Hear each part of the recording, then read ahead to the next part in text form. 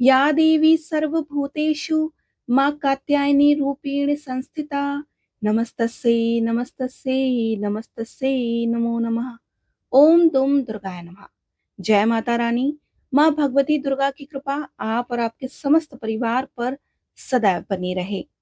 आज है नवरात्रि का छठा दिन। तो नवरात्रि के छठे दिन की आप सभी को हार्दिक शुभकामनाएं।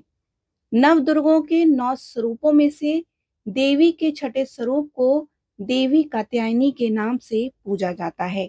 माता कात्यायनी की पूजा नवरात्रि के छठे दिन यानी कि षष्ठी तिथि पर किया जाता है।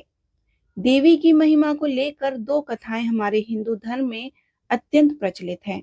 देवी के इस स्वरूप की महात्म्य कथा ऋषि कात्यायन से जुड़ी होने के कारण उनका नाम कात्यायनी पड़ा। देवी कात्यायनी की महिमा कथा दुराचारी महिषासुर के वध से भी जुड़ी हुई है।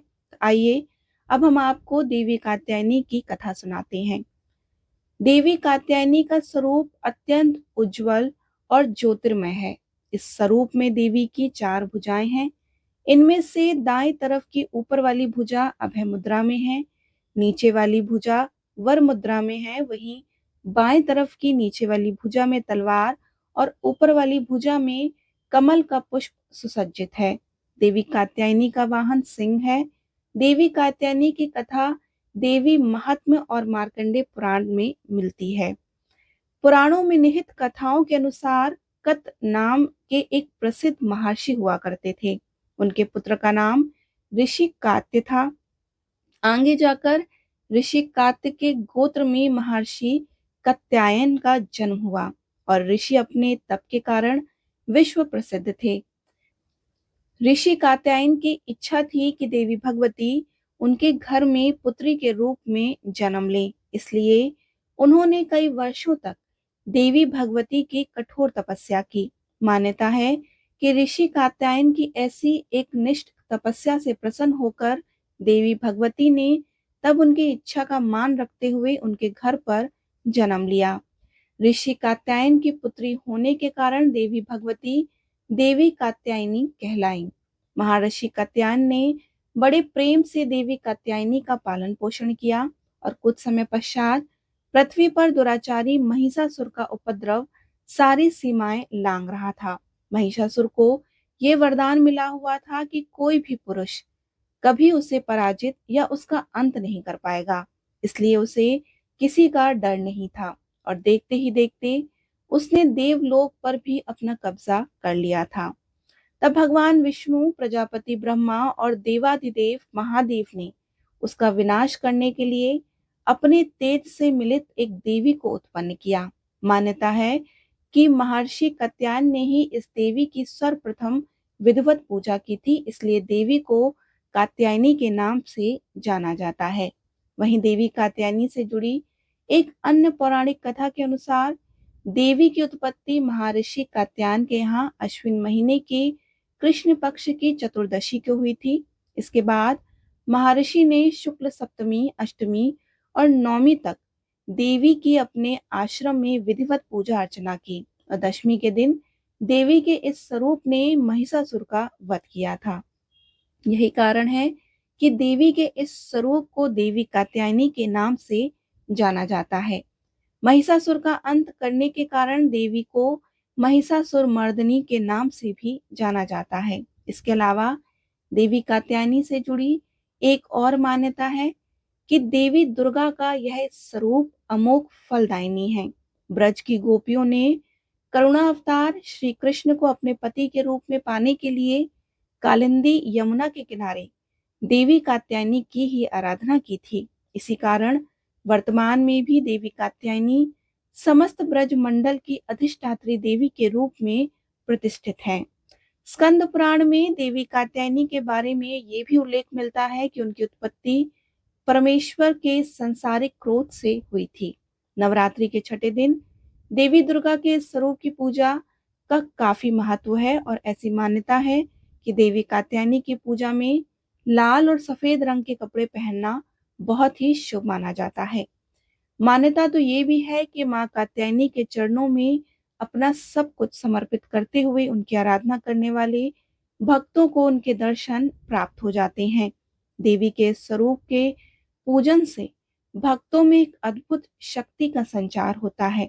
देवी कात्यायनी का ध्यान गोधूली बेला में किया जाना चाहिए और देवी कात्यायनी की आराधना का मंत्र है ओम देवी कात्यायनी नमः, अर्थात ओमकार के जैसे निर्विकार स्वरूप वाली देवी कात्यायनी की कृपा व शुभ दृष्टि हम पर बनी रहे। हम उन्हें बारंबार नमस्कार करते हैं। देवी कात्यायनी को शहद अत्यंत प्रिय है, इसलिए नवरात्रि के छठे दिन देवी कात्यायनी की पूजा में शहद या शहद से बनी चीजों का भोग लगाना चाहिए। देवी कात्यायनी की विधिवत पूजन के पश्चात महादेव की पूजा करने की भी मान्यता है। देवी दुर्गा के कात्यायनी अवतार की कथा हमें यही सीख देती है कि अगर भक्ति और संकल्प सच्चा हो तो परम प्रकृति की कृपा सदैव बनी रहती है। जिस प्रकार महर्षि कात्यायन ने एक निष्ठ तपस्या से प्रसन्न होकर देवी दुर्गा ने उनकी इच्छा और तपस्या का मान रखा, ठीक उसी प्रकार मनुष्य को भी अपनी भक्ति, निष्ठा और संकल्प के पथ पर अविचल रहना चाहिए। बोलिए देवी कात्यायनी की जय, माँ भगवती दुर्गा की जय। अब हम आपको देवी कवच का श्रवण कराते हैं। उससे पहले माँ भगवती को प्रणाम करते हैं। ओम चंडिका देवी आपको नमस्कार है। मार्कंडेय जी ने कहा कि पितामह, जो इस संसार में परम गोपनीय तथा मनुष्यों की सब प्रकार से रक्षा करने वाला है और जो अब तक आपने दूसरे किसी के सामने प्रकट नहीं किया, ऐसा कोई साधन मुझे बताइए। तो ब्रह्मा जी बोले कि हे ब्राह्मण, ऐसा साधन तो एक ही है, देवी का कवच, जो गोपनीय से भी परम गोपनीय, पवित्र तथा संपूर्ण प्राणियों का उपकार करने वाला है। हे महामुनि, उसे श्रवण करो। देवी की 9 मूर्तियां हैं जिन्हें नव दुर्गा कहते हैं। उनमें पृथक पृथक नाम बतलाए जाते हैं। प्रथम नाम शैलपुत्री है, दूसरी मूर्ति का नाम ब्रह्मचारिणी है, तीसरा स्वरूप चंद्रघंटा के नाम से प्रसिद्ध है, चौथी मूर्ति को कुष्मांडा कहते हैं, पांचवी दुर्गा का नाम स्कंद माता है, देवी के छठे रूप को कात्यायनी कहते हैं, सातवां कालरात्रि और आठवां स्वरूप महागौरी के नाम से प्रसिद्ध है। नवी दुर्गा का नाम सिद्धिदात्री है। यह सब नाम सर्वज्ञ महात्मा वेद भगवान के द्वारा ही प्रतिपादित हुए हैं। जो मनुष्य अग्नि में जल रहा हो, रणभूमि में शत्रुओं से गिरा हो, विषम संकट में फंस गया हो तथा इस प्रकार भय से आतुर होकर जो भगवती दुर्गा की शरण में प्राप्त हुए हों, उनका कभी कोई अमंगल नहीं होता। युद्ध के समय संकट में पड़ने पर भी उनके ऊपर कोई विपत्ति दिखाई नहीं देती। उन्हें शोक, दुख और भय की प्राप्ति नहीं होती है। जिन्होंने भक्तिपूर्वक देवी का स्मरण किया है, उनका निश्चय ही अभ्युदय होता है। देवेश्वरी, जो तुम्हारा चिंतन करते हैं, उनकी तुम निसंदेह रक्षा करती हो। चामुंडा देवी प्रेत पर आरूढ़ होती हैं, वराही भैंसे पर सवारी करती हैं, इंद्री का वाहन एरावत हाथी है, वैष्णवी देवी गरुड़ पर ही आसन जमाती हैं, माहेश्वरी वृषभ पर आरूढ़ होती हैं, कौमारी का वाहन मयूर है, भगवान विष्णु की प्रियतमा लक्ष्मी देवी कमल के आसन पर विराजमान है और हाथों में कमल धारण किए हुए हैं। वृषभ पर आरूढ़ ईश्वरी देवी ने श्वेत रूप धारण कर रखा है। ब्रह्म देवी हंस पर बैठी हुई हैं और सब प्रकार के आभूषणों से विभूषित हैं। इस प्रकार ये सभी माताएं सब प्रकार की योग शक्तियों से संपन्न हैं और इनके सिवा और भी बहुत सी देवियां हैं जो अनेक प्रकार के आभूषणों की शोभा से युक्त तथा नाना प्रकार के रत्नों से सुशोभित हैं। ये संपूर्ण देवियां क्रोध में भरी हुई हैं और भक्तों की रक्षा के लिए रथ पर बैठी दिखाई देती हैं। ये शंख, चक्र, गदा, शक्ति, हल और मूसल, खेटक और तोमर, परशु तथा पाशु, कुंद और त्रिशूल एवं उत्तम शांग्र धनुष आदि अस्त्र शस्त्र अपने हाथों में धारण करती हैं। दैत्यों के शरीर का नाश करना, भक्तों को अभयदान देना और देवताओं का कल्याण करना, यही उनकी शस्त्र धारण करने का उद्देश्य है। कवच आरंभ करने से पहले इस प्रकार प्रार्थना करनी चाहिए। महान रौद्र रूप, अत्यंत घोर पराक्रम, महाबल और महान उत्साह वाली देवी, तुम महान भय का नाश करने वाली हो, तुम्हें नमस्कार है। तुम्हारी ओर देखना भी कठिन है। शत्रुओं का भय बढ़ाने वाली जगदम्बिके, मेरी रक्षा करो। पूर्व दिशा में इंद्री मेरी रक्षा करें। अग्निकोण में अग्निशक्ति, दक्षिण दिशा में वाराही तथा नेत्र कोण में खड्ग धारणी मेरी रक्षा करें। पश्चिम दिशा में वारुणी और वै कोण में मृग पर सवारी करने वाली देवी मेरी रक्षा करें। उत्तर दिशा में कौमारी और ईशान कोण में शूल धारिणी देवी रक्षा करें। ब्रह्माणी, तुम ऊपर की ओर से मेरी रक्षा करो और वैष्णव देवी नीचे की ओर से मेरी रक्षा करें। इसी प्रकार शव को अपना वाहन बनाने वाली चामुंडा देवी दसों दिशाओं से मेरी रक्षा करें। जया आगे से, विजया पीछे की ओर से मेरी रक्षा करें। वाम भाग में अजिता और दक्षिण भाग में अपराजिता रक्षा करें। उद्योतनी शिखा की रक्षा करें। उमा मेरे मस्तक पर विराजमान होकर रक्षा करें। ललाट में मालाधारी रक्षा करें और यशस्विनी देवी मेरी भुवों का संरक्षण करें। भुवों के मध्य भाग में त्रिनेत्रा और नथनों में यमघंटा देवी रक्षा करें। दोनों नेत्रों के मध्य भाग में शंखनी और कानों में द्वारवासिनी रक्षा करें। कालिका देवी कपोलों की तथा भगवती शंकरी मूल भाग की रक्षा करें। नासिका में सुगंधा और ऊपर के होंठ में चर्चिका देवी रक्षा करें। नीचे की होंठ में अमृत कला तथा जिह्वा में सरस्वती देवी मेरी रक्षा करें। कौमारी दांतों की ओर और चंडिका कंठ प्रदेश की रक्षा करें। चित्रघंटा गले की घंटी की ओर महामाया तालु में रहकर रक्षा करें। कामाक्षी ठोड़ी की और स्वर मंगला मेरी वाणी की रक्षा करें। भद्रकाली ग्रीवा में और धनुर्धरी मेरु दंड में रहकर मेरी रक्षा करें। कंठ के बाहरी भाग में नीलग्रीवा और कंठ की नली में नलकुबरी रक्षा करें। दोनों कंधों में खड़कनी और मेरे दोनों भुजाओं में व्रजधारिणी रक्षा करें। दोनों हाथों में दंडनी और उंगलियों में अंबिका रक्षा करें। शूलेश्वरी नखों की रक्षा करें और कुलेश्वरी कुक्षी यानी पेट की रक्षा करें। महादेवी दोनों स्तनों की, शोक विनाशिनी देवी मन की रक्षा करें। ललिता देवी हृदय की, शूलधारिणी उदर में रहकर रक्षा करें। नाभि में कामनी और गुह भाग में गुहेश्वरी मेरी रक्षा करें। पूतना और कामिका लिंग की और महिष वाहिनी गुदा की रक्षा करें। भगवती कटिभाग में और विंध्यवासिनी घुटनों की रक्षा करें। संपूर्ण कामनाओं को देने वाली महाबला देवी दोनों पिंडलियों की रक्षा करें।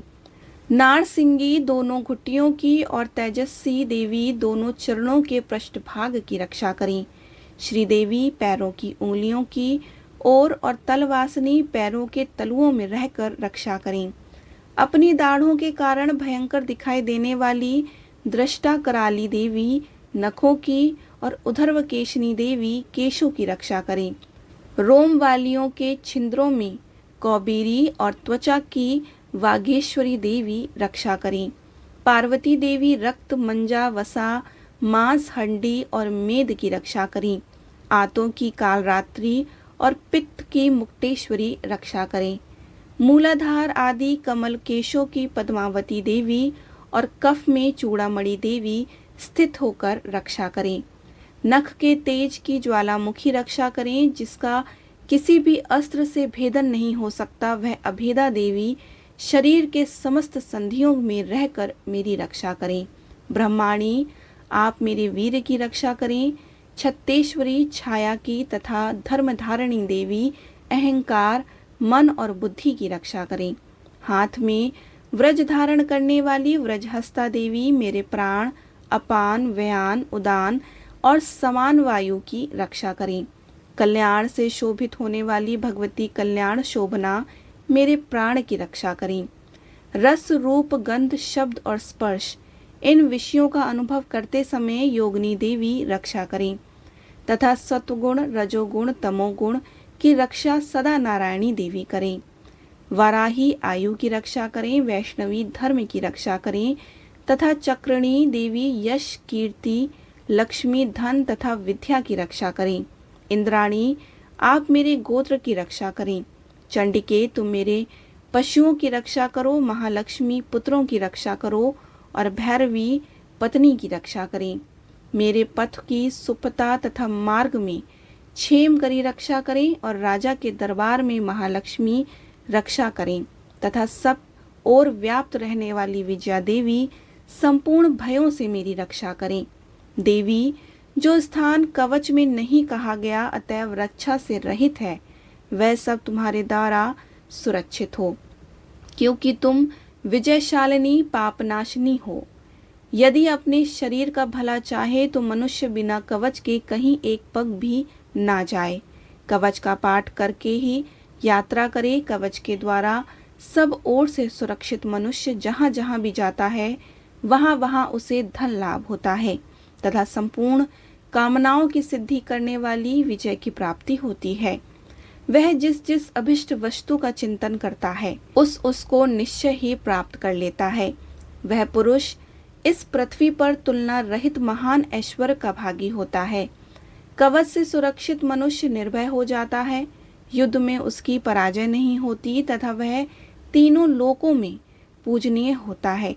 देवी का यह कवच देवताओं के लिए भी दुर्लभ है। जो प्रतिदिन नियम पूर्वक तीनों संध्याओं के समय श्रद्धा के साथ इसका पाठ करता है उसको देवी कला प्राप्त होती है तथा वह तीनों लोकों में कहीं भी पराजित नहीं होता। इतना ही नहीं, वह अपमृत्यु से रहित हो 100 से भी अधिक वर्षों तक जीवित रहता है।